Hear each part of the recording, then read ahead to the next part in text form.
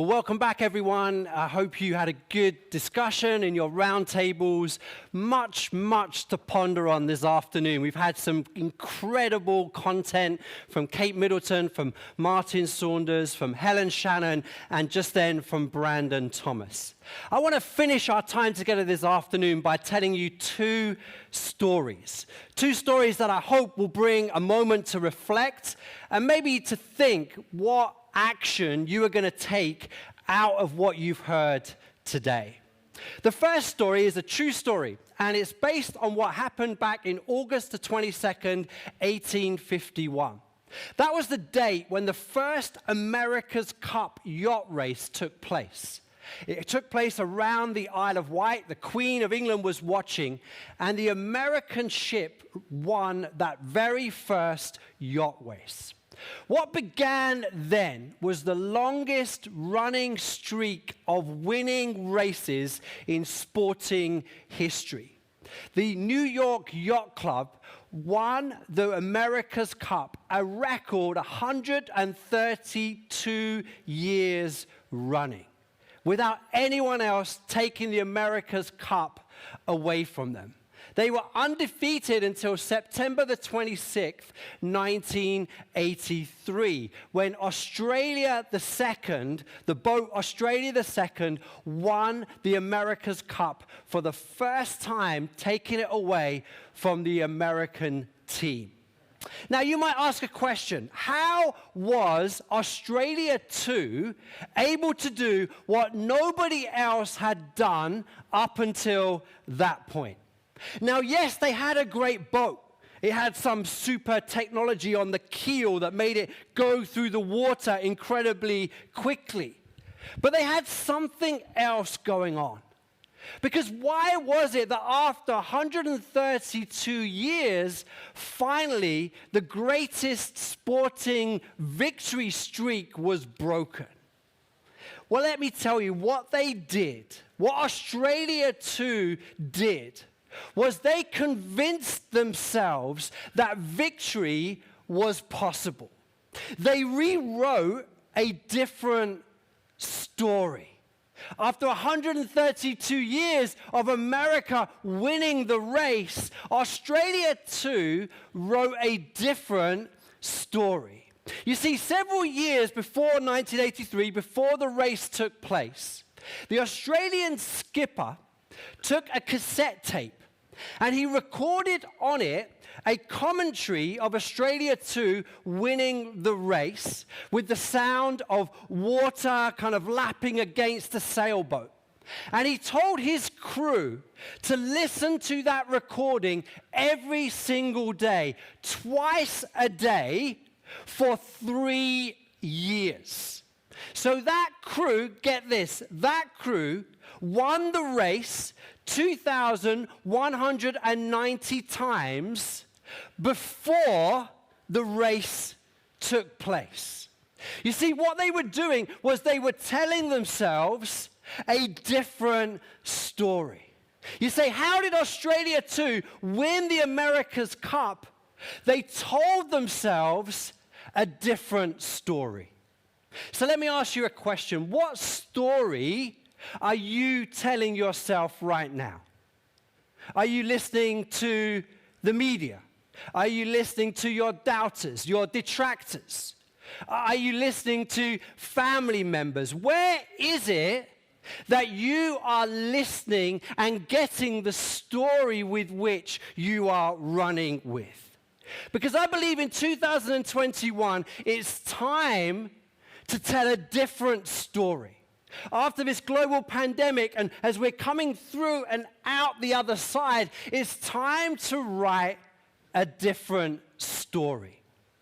In Numbers chapter 6, there's a beautiful blessing that I often pray on my kids when they're fast asleep.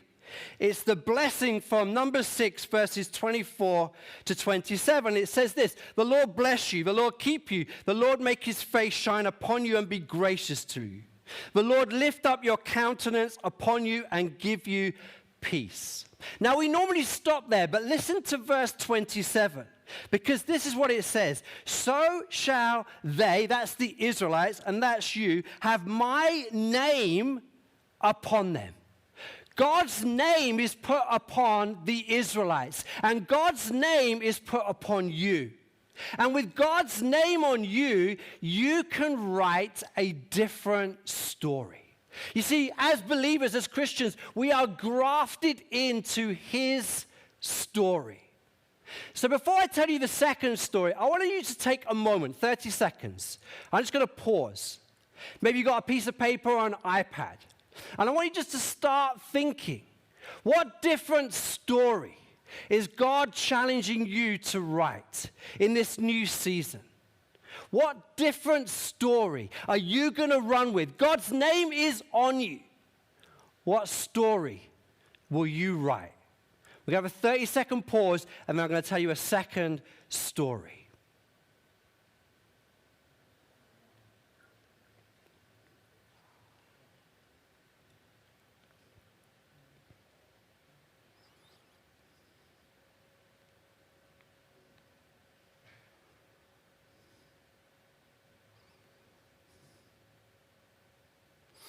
Okay, you probably need longer, but you might want to just jot down some thoughts just to get some things going.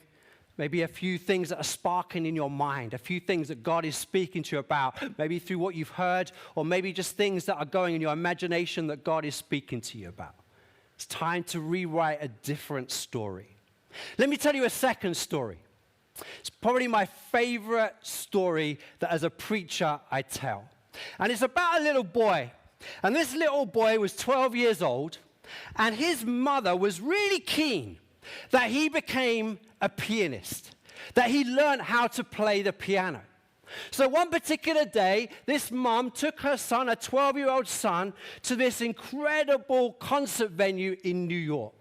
He dressed up with a little tuxedo on, even though it was really, really uncomfortable. And he went along to this grand, big opera house-like venue.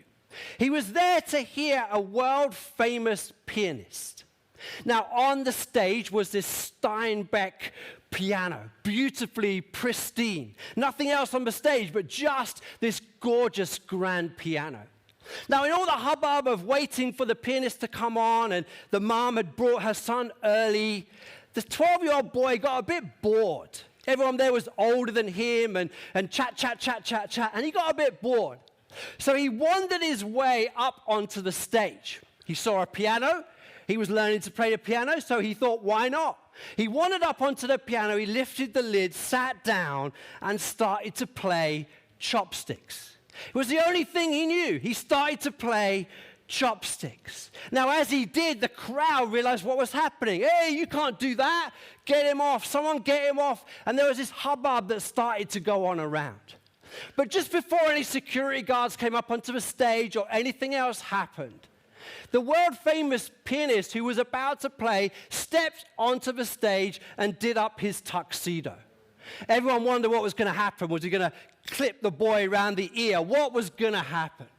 But he walked up to the little boy who was still playing chopsticks, and he put his hands either side of the boy, and he whispered something into the boy's ear.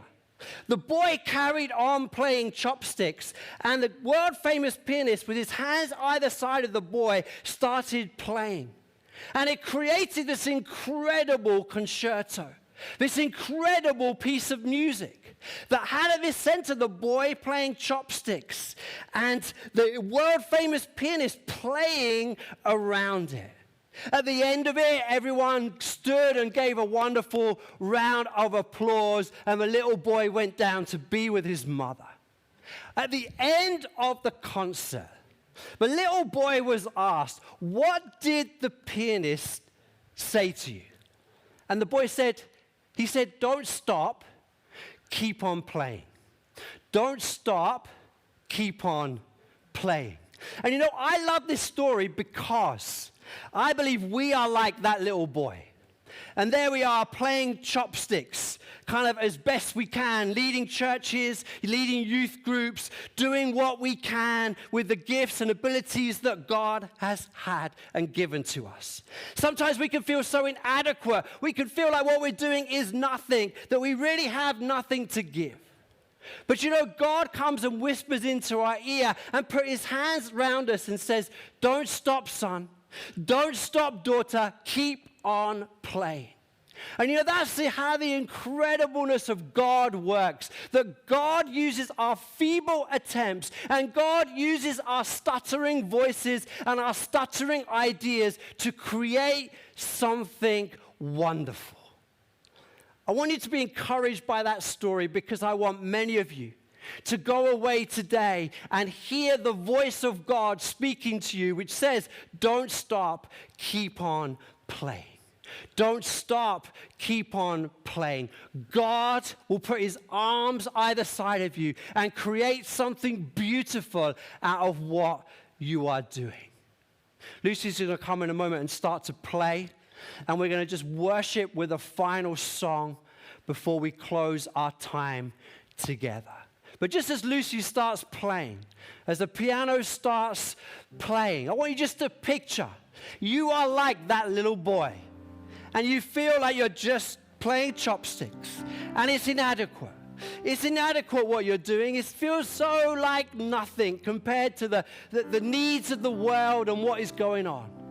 But hear God's voice. Don't stop. Keep on playing. Don't stop. Keep on playing. Be encouraged, church. Be encouraged, church leaders, men and women up and down the country. Don't stop. Keep on playing. Don't stop. Keep on playing. As we go into 2021 and beyond, I hope you're encouraged by these two stories to rewrite a new story, a new adventure, and to keep going with what God has called you to do. Don't stop. Keep on playing. Don't stop. Keep on playing.